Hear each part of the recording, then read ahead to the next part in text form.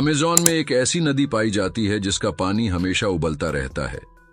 जी हां, इस नदी का तापमान करीब 80 डिग्री सेल्सियस है, जिसके कारण यह उबलता रहता है।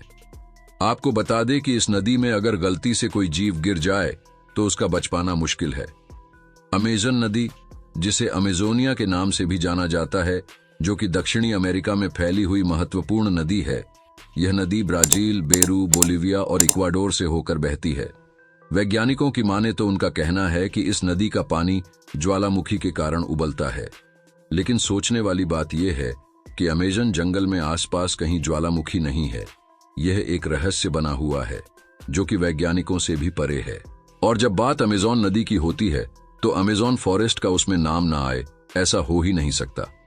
अमेज़न जंगल, जो दुनिया को लगभग 20% ऑक्सीजन अकेला प्रदान करता है, एक ऐसा विशाल जंगल इतना घना है कि सूर्य की किरणें भी सही से जमीन तक नहीं पहुंच पाती। लाखों पेड़ पौधों की नसों वाला यह जंगल आज भी अपने पैर जमीन पर अड़ाए हुए खड़ा है। आपको बता दें कि अमेज़न में बॉलिंग रिवर के अलावा भी एक नदी है जिसको अमेज़न रिवर के नाम से जाना जाता है। यह दुनिया की दूसरी सबसे लंबी नदी है।